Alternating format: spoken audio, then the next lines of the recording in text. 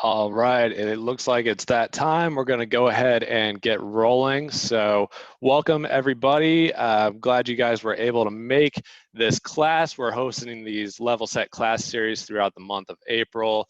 Today is going to be covering what to do if we're not getting paid. We're here at Level Set because we want to empower you to get what you earn on your jobs.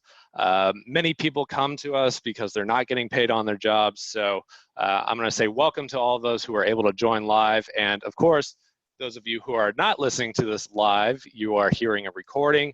We record all of these classes. So everybody who registered for the class is going to get that recording, and that will be sent over to you guys after the call. So get ready there, and we'll go ahead and jump right in to the class. So first thing, just give you a little introduction to myself. So, complete strangers aren't talking to you, and we'll go over this a little bit here. That's me on the right. My name is Ted. I'm a training and onboarding manager here at Level Set. So basically my job to help get folks up and running and adopting Level Set as a company policy, as a company solution.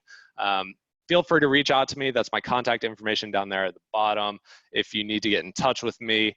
I work with hundreds of companies on implementing Level Set. So, again, if you do have questions, always feel free to reach out. As far as this call goes, logistically speaking, we're not going to have an official Q&A section at the end just because it may eat up some time. So we're going to go ahead and show you how to ask questions here in the GoToWebinar control panel. If anything comes up that isn't super clear to you throughout the call, go ahead and type it into that control panel questions section. I'll do my best to answer those, and do not be shy. There's no such thing as a bad question. I used to be a teacher. I've heard it all. So definitely feel free to jot down anything you need further clarification on. And also with that, you'll be able to see if the control panel is kind of blocking your view at all. You can shrink it to make sure it is out of your way here for the rest of the call. You can see the content on the screen. All right, and throughout this call, for those of you who are live, we're going to be starting with some poll questions. So essentially, going through and making sure that you guys are engaged. We want to get your feedback and help improve these calls. So you'll see, if you're watching this live, a little pop-up appear. Answer those questions that are in that pop-up, and then I will do a screen grab to show off the results here for those who are watching the recorded version. But first poll question, going right in here, get it done right off the bat, is what motivated you guys to sign up for today's session? What got you in the front door? You should be able to see that poll popping up if you are live, and I'm going to go ahead and give it 10 seconds to answer it. Looks like we're getting some answers in here. And perfect. We're going to call it right there. I'll grab the screen results and pull it into our next slide. Done. All right, so what brings you here today? We asked about specific scenarios in this case because these are common themes that we see with folks who sign up with Level Set. I constantly run into slow payment problems with my customers. We see a couple responses there. I'm not getting paid on one particular problem job right now. So, this job is just, it's out of the blue. I'm not getting paid. This is something that I need to fix. How do I fix that? We got somebody in here on that train. And then, of course, none of the above. You may have scenarios outside of what is listed on this poll question, and we'll do our best to make it relevant to you, and you'll get some insight as we go through this here. But what we're covering today, in today's class rather, is a little breakdown here. We'll go into why customers do not pay. Really best to get an understanding of why the problem exists. I'll go over adopting the SET method with you guys. So something you hear a lot with Level Set is, of course, our SET method. It's meant to help improve your collections and empower you guys to get what you paid for. So we'll cover that. And then, of course, we'll go over the platform itself using Level Set to take back control over payment on your jobs. So stay tuned for all of that. And starting off here, of course, with number one, why customers don't pay. We need to understand why the problem exists in order to fix it there. So what we have listed here are, a bunch of examples of reasons why folks end up not paying on a job. They forgot to pay. There's a misappropriation of funds. There are conflicting payment terms. They blame poor workmanship from somebody else. I'm sure if you work in construction or deal with collecting on construction jobs, you have heard at least one of these before, if not a few of these. And, if not, there are other reasons outside of what we've listed here on this page that have come up for you guys. And that said, we see all of these. This is why a lot of folks do, try to figure out what they can do to make sure that payment is fair and payment is on time. And these are the reasons that a lot of folks list for coming over to Level Set. And that said, we're going to have another little poll here. I'm going to hit you guys with these as we go through these initial slides. Poll: has anyone had to write off money in the last year because you weren't paid? So within the last year, you didn't get paid on a job.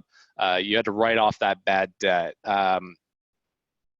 This is a yes or no. Go ahead and take the time, fill out this question, and I'll pull it in.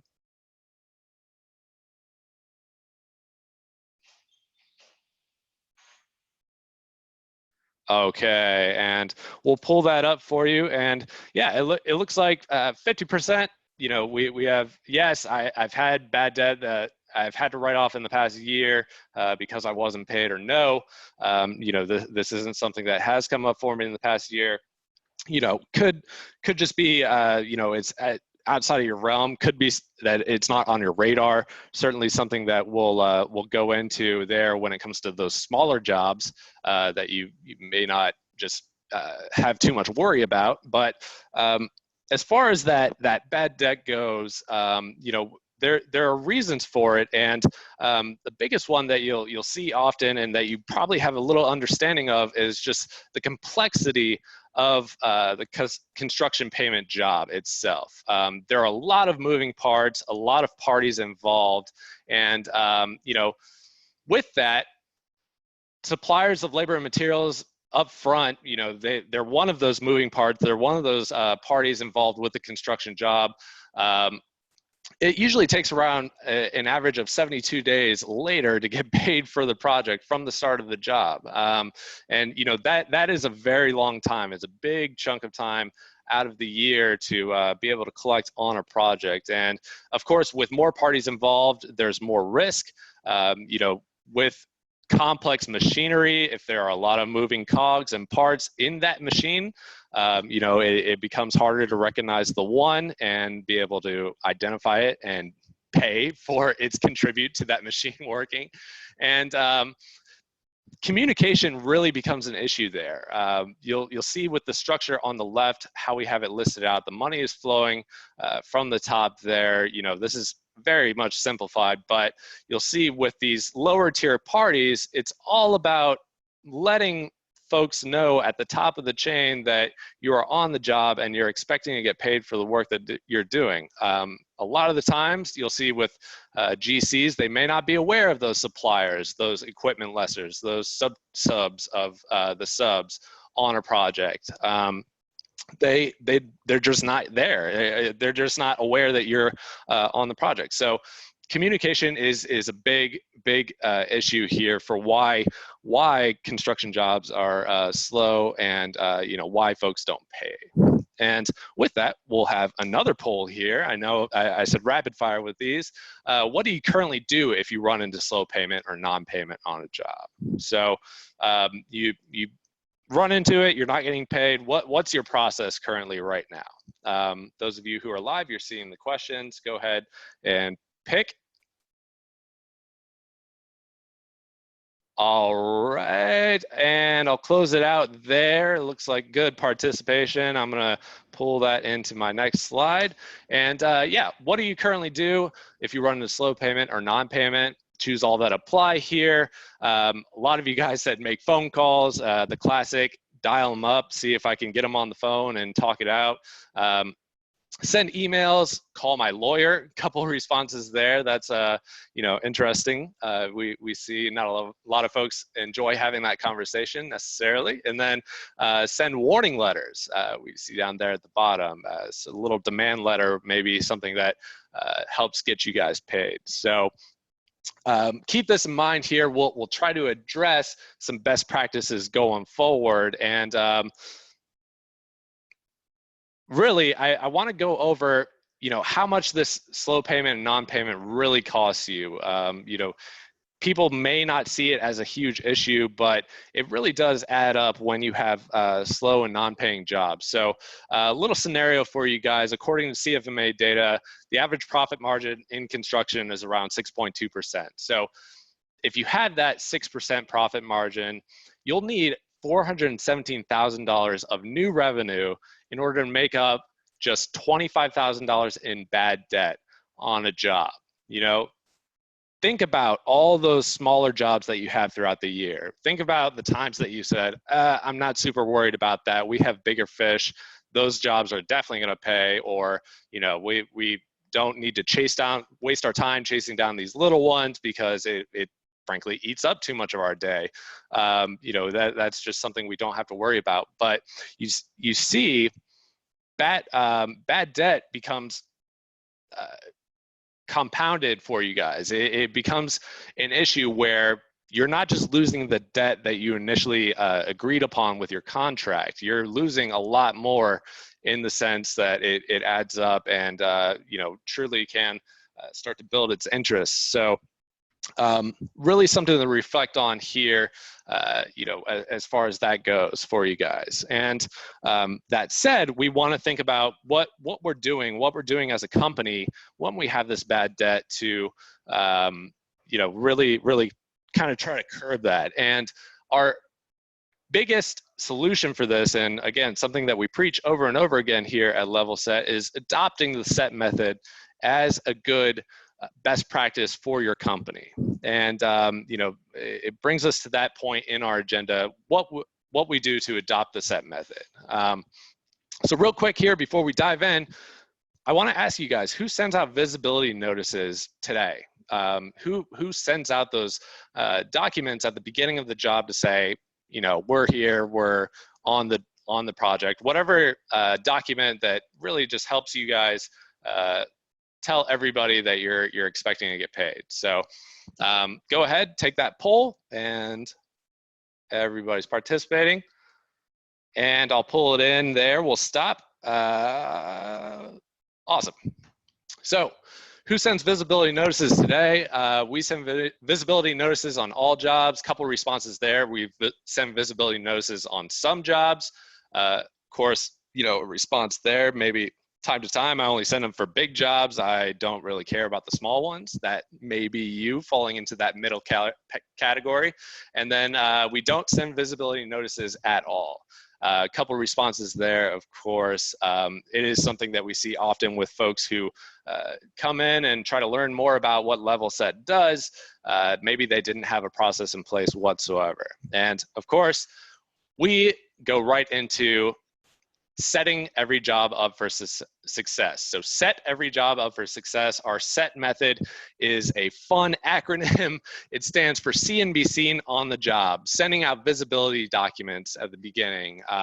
With that, not only are you letting the higher tier parties know that you're on the job, you're also letting the folks, or you're also finding out for yourself rather, who else is on the job, and you're getting some transparency, some insights for your company to be able to get some visibility on how the sausage is made.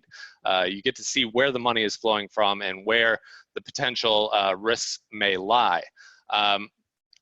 Going into that, we also have easy paperwork. Here at Level Set, we make sure all the right forms are sent out. They meet statutory requirements. It's a couple clicks of a button for you guys. We do the rest of the legwork. We have a third-party mailing system that gets those documents out properly for you.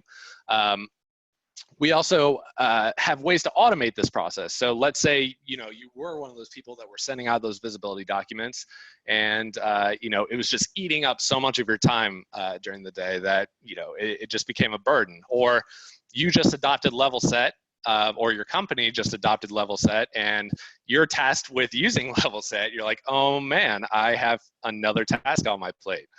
Definitely something that we want to keep in mind there. And there are ways to automate your account and make sure that documents are going out automatically to free up time in your day to spend on other more pressing matters. And then, of course, email options. You're opening up multiple lines of communications to eventually T and set talk it out and talk across the payment chain. And the ultimate goal is transparency. The ultimate goal is communication to be able to stop bad debt from happening. The way to do that is by talking across the payment chain. You do that with escalation docs as well, sending out, apart from visibility documents, which are non-adversarial documents, the escalation docs are more of a warning document to say, hey, we need to go ahead and escalate this a little bit. It's becoming an issue for us. And we also have last resort documents that can help secure payment as well. But the idea is to kind of avoid those. But, backtracking just a little bit here, you want to always keep your options open when it comes to being proactive with communication. T and set is going to be talk it out. Sending out those visibility documents lets everybody know that you're on the job. And it's about doing it with every project. As we stated, the smaller jobs add up, the AR and the bad debt add up throughout the year. That said, you're sending out visibility documents on every job. It doesn't become a big problem for your company. And you get to look like a rock star when you eventually turn around the collections for your company as well. So you're building lines of communications to be able to talk it out and have that communication on every project. We touched on a little bit with our set model going into the escalation documents. So some people may have come across this before. The notice of intent to lien document is a very good example. We see the notice of intent to lien works as more of a warning shot, whereas preliminary notices work as visibility documents.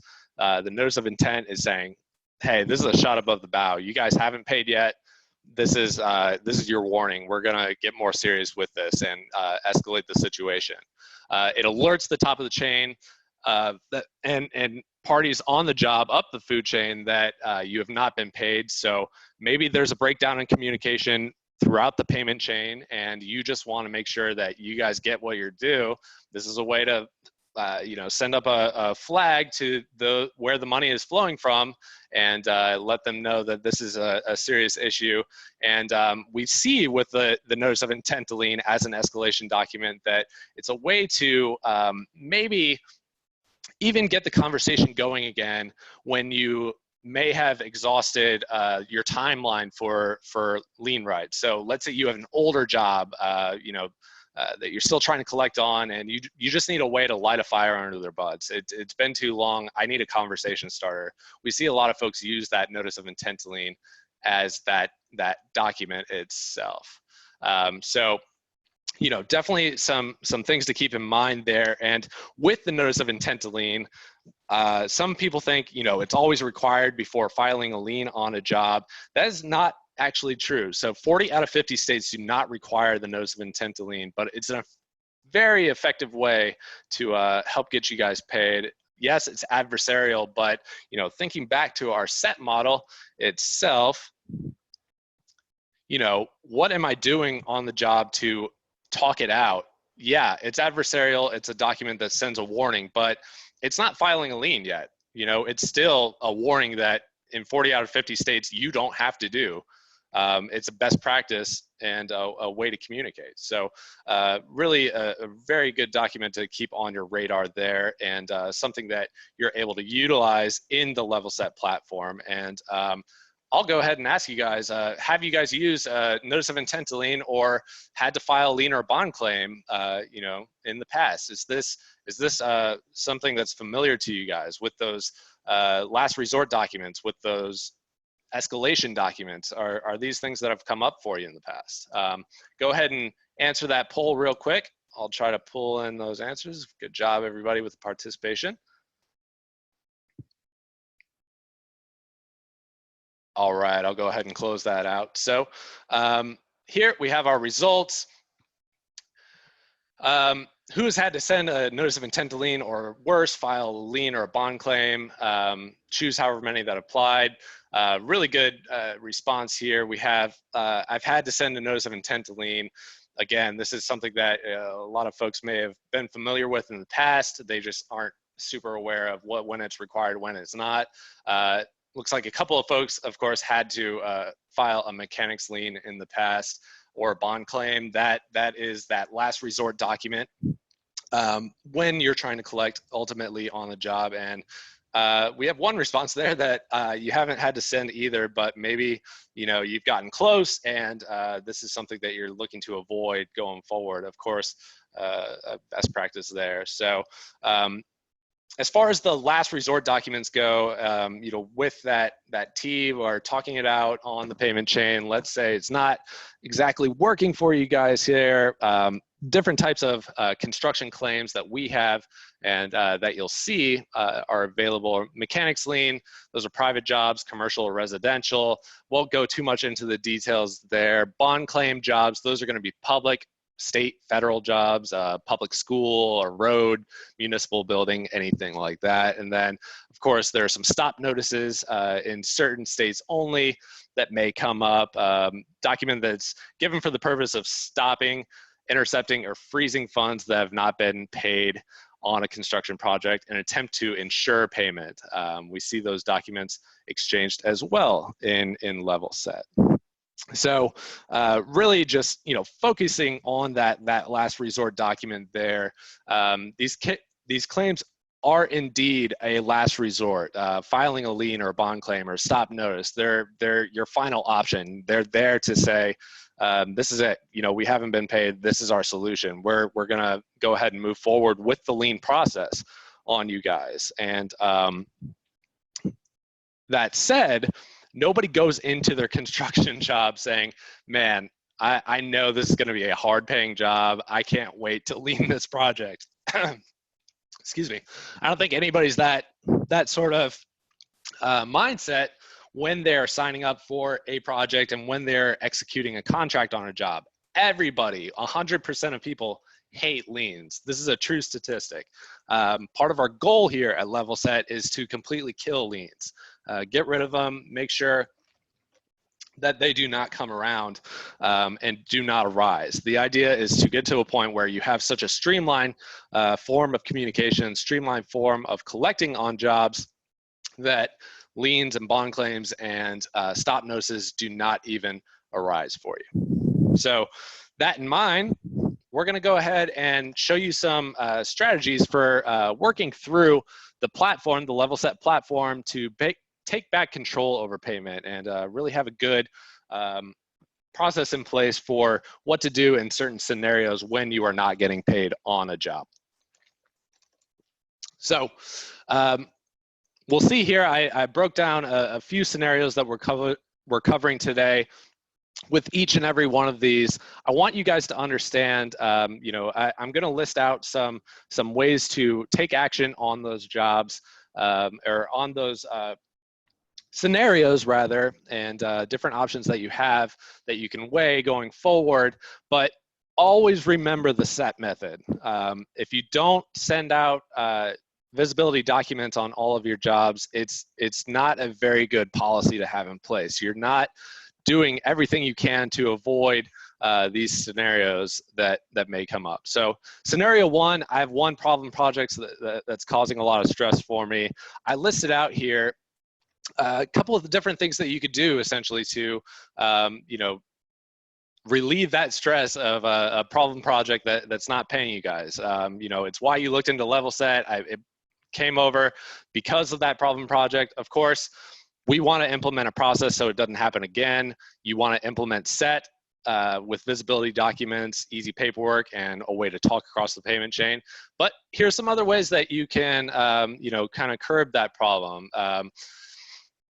First thing is to be aware of what's required of you when it comes to filing a lien claim. So tracking deadlines in the Level Set platform itself. So I'm going to pull up our test account here and navigate on back to our dashboard real quick. So you log into your level set dashboard here. You're starting on this page. And then you want to go right into your projects tab to be able to get a glimpse as to what's going on with each of my jobs. I can customize this page to show whichever columns of information are most important to me. So, you know, get a good snapshot view of what's happening for my projects. And that said, we're going to go ahead and use my test project itself. Preliminary notice deadline, I'm hovering over this. I need to update the first furnishing date. Lien or bond claim deadline, I need to update the last furnishing date. So the bread and butter of the level set system is you don't have to be a lien law expert. We track all the deadlines, and all the requirements for the state, for the type of job and everything are baked in after you've added in a project. So once you've gone through the first initial step of saving in the project details, you get your own project page to manage that job and see what's required of you. And I'll just click on Ted's test here.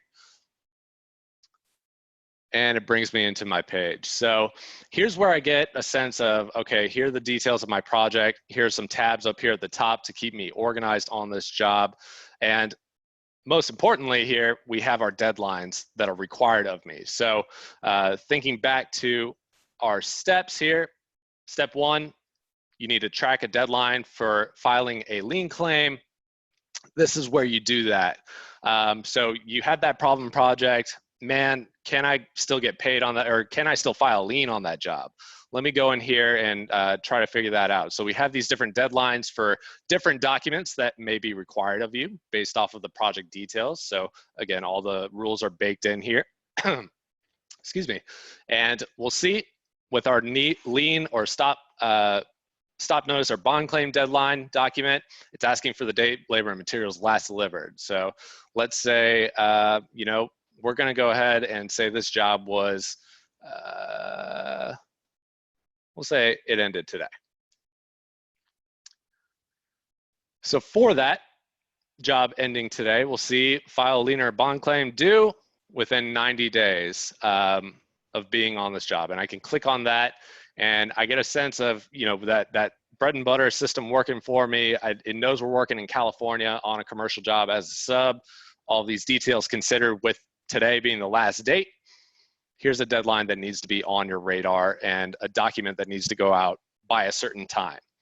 Right now, our deadlines are only showing upcoming deadlines. I can show all, and I'll show you a scenario where, okay, well, this is an older job. Let's say this job is from, let's say October 1st. It ended October 1st. File lien or bond claim due 118 days ago. So it would have been due 118 days ago if I had been on time with filing that document. So I missed this deadline. What do I do? This is an older project. I may not be able to successfully file a lien or a bond claim on this job and have it successfully recorded. What's my option here? So that brings up here step two. Do you have lien rights in states where you're working? You know, what preliminary steps did you take? Am I able to see, yes, I do, no, I do not. This is where you track that. And of course, the idea is to know what you're thinking of as a next step and know what you're doing as a next step as an option. You're not out of luck if you missed your lien or bond claim deadline. The good thing about the level set system is you could send out a document no matter what, no matter when in the system. So another step here, do you think sending a warning letter could help? Absolutely. Yes, you want to send a warning letter. You want to be able to say, hey, I'm serious about collecting on this job. You don't know what the recipient knows or doesn't know about your lien rights. That said, if I want to choose a document that is outside of my deadline or past due here in my deadlines, I can go up here to the top. I could say start document, and I could choose whichever document I'd like to send out on this project, again, no matter what my deadlines are saying. Of course, a lot of you are understanding this is coming back to our notice of intent to lien, a very popular document that folks send out when they need to get paid on an older project and, you know, just get the conversation going again. This is that warning document. You would say create and follow the steps here of filling out what needs to appear on that document and checking out on the final step.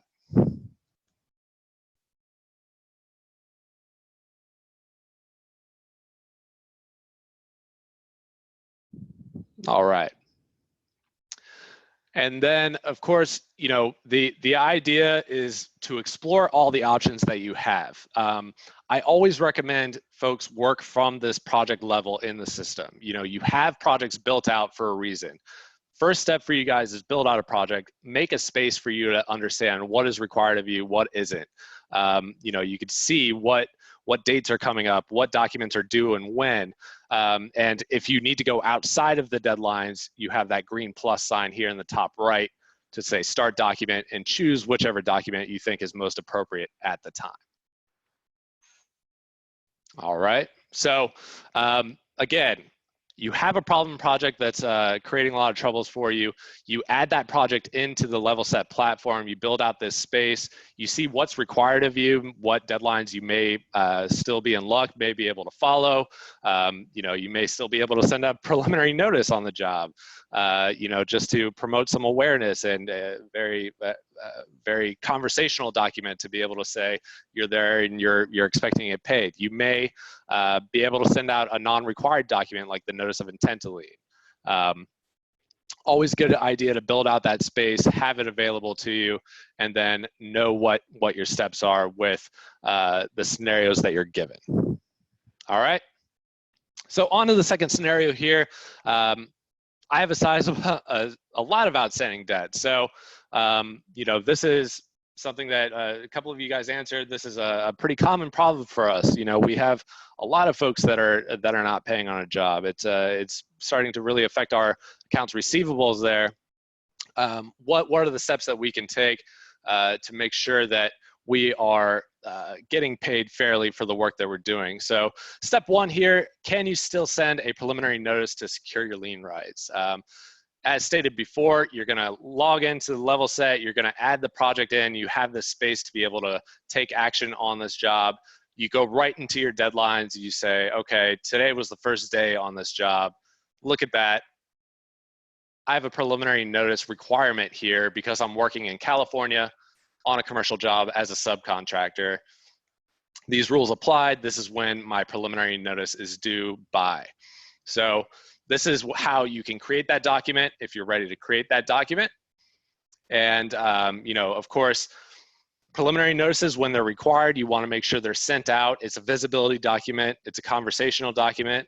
And it is also required in a lot of states, and you'll see that sometimes if you do not file this document when it was required, you may not be able to enforce your lien rights down the road. So really good one to have on your radar there.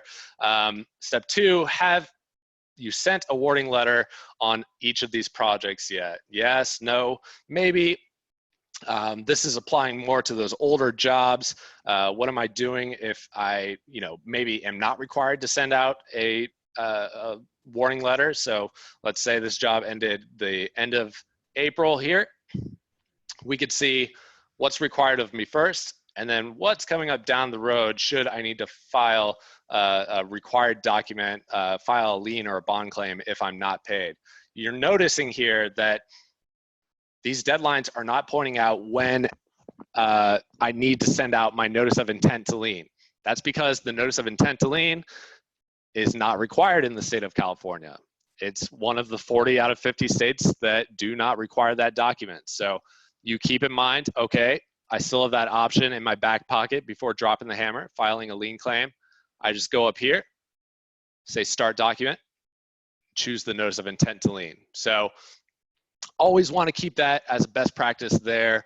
Again, we think of it as another way of communicating with your customer as a non-required document. In this case, it's a way to talk before dropping the hammer with that lien claim. And then always a last resort document there available to you. You can file that lien or a bond claim. If it's on time, it's usually a better success rate for you to have that recorded. And if you follow the preliminary notice steps, if not, then you will be able to, of course, file that document no matter what, no matter when, with your green plus sign on the document page. We just can't necessarily guarantee the success of it unless all the preliminary notice requirements were satisfied. So something to keep in mind there. So just to reiterate, have you sent out a preliminary notice, yes or no, on the job? Yeah, I did it. I have lien rights going forward. I have some FAQ pages and some resources on all these scenarios as well. You probably noticed going forward, you can use those as a reference, but have you sent a warning letter? Is it required of me? Is it not? If not, then I need to realize this is a step that I can definitely take that can, very likely get me paid. And then, of course, filing the lien as a last resort. And finally, we have another scenario here that we hear often at Level Set. I consistently run into payment issues in my line of work. I'm an equipment lesser on the job. The GC doesn't know I'm there. The property owner certainly doesn't know I'm there. Again, we're thinking about what methods we need to take. And this one is really going into setting up a policy within your company to avoid this altogether. So set every job up for success. You're using the set method to be able to go in and get paid fairly, get paid on time for the work that you're doing. So first thing, do you send out visibility notices on every job on time?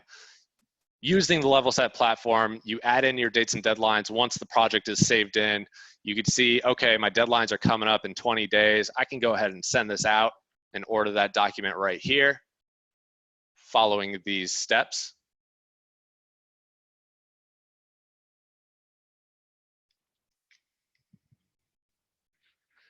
And then that ensures that, one, you're communicating with your customers, and two, you're protecting your lien rights. So just in case anything should arise down the road, you are covered. And it is a best practice and an insurance policy for you. And with that, you're having a standard policy for when to send a warning letter. So we talked about, in this scenario here with our test project, the warning letter, the notice of intent to lien, is not a required document.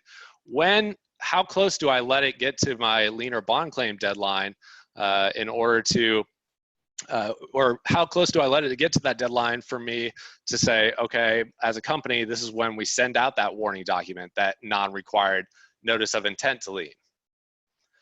We see a lot of folks really kind of use it as different best practices depending on their depending on their net terms. And they want it to line up with their net terms. So maybe 30 days out from a lien or a bond claim deadline, that's that's our date. We're going to send out this voluntary notice of intent. We see a lot of different options there. The idea is to have a consistent policy in place to know, all right, I'm looking at my projects in the system here. We'll close that out. Go into my projects. Look at that, Ted's test project. It's due in 4 months. Why don't we let it get to 1 month? That's when I'll send that notice of intent to lien. Just triggers you to have a clear understanding of what's coming up down the road, and send out those voluntary documents as needed. And of course, you want to be able to kind of curb this and get rid of this from the start. Having a good policy in place with the set model is a way to do that. But also thinking outside the box a little bit, you can update your contract terms. You can set it up so that you're avoiding this as an issue from the get-go, because it's written into the contract that you guys have and have agreed upon. We're all about communicating first, and always the best practice, sending out those visibility documents, but even to let them know a little more into your process, baking those terms in and having a clear understanding of when you expect to get paid on a job is a good idea to have those in your contract terms. So an article there to use as a resource, for you guys going forward to kind of be food for thought when updating those terms.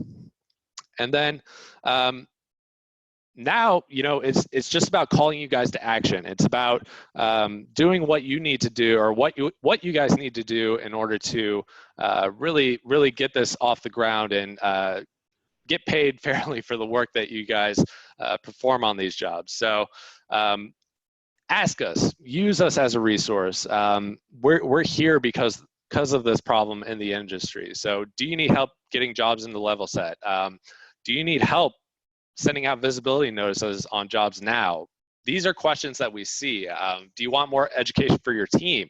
A lot of folks, maybe you're the one who decided to sign up with Level Set, and the rest of your team is just completely oblivious to what's going on with you guys trying to improve your collections. And this is a way to use us as a resource to communicate to your project managers, to your sales team, to say, hey, we have a new policy in place. We have resources there to help you out with that. So, of course, always reach out to us. We can find ways to get those jobs into the platform. We can help you send out those visibility documents to make sure you're hitting these set metrics, set models, and then know that we're here as a resource to educate your team as well. And that said, we're going to go into our final poll of the day. How are you guys going to go forward and increase the communication on your jobs? How will you increase that communication, that transparency between you and your customers to get paid fairly for the work that you're doing? Go ahead and give that a couple seconds.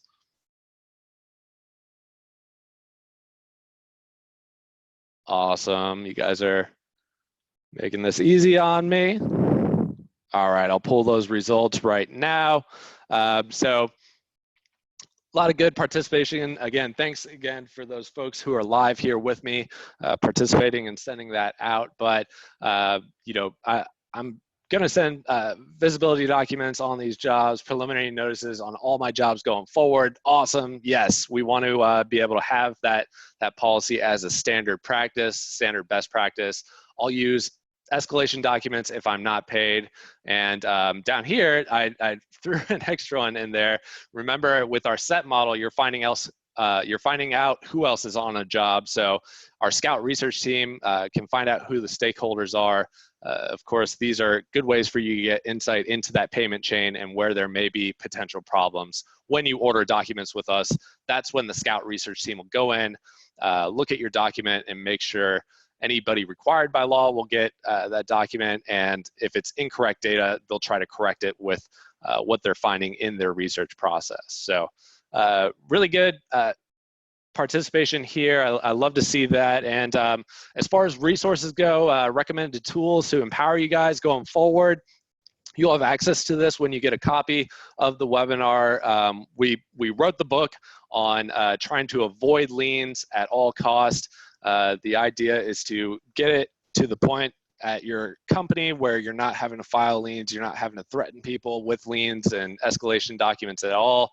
There's a book on it. There's a download link there for you there.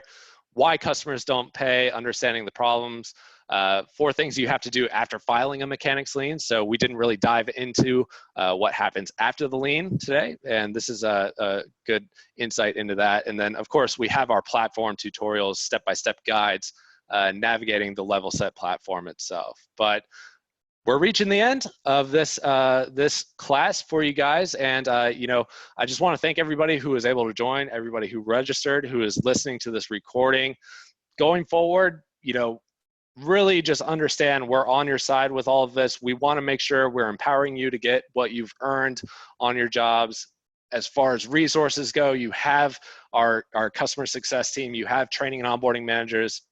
We have a legal team where you can get some best practices, common solutions from our in-house legal team, and then also our 5-star support team. They are very good about what they do. If you're stuck in the app or in the platform itself and you're not having trouble navigating around, or you need a little guidance there, they are a great guiding light.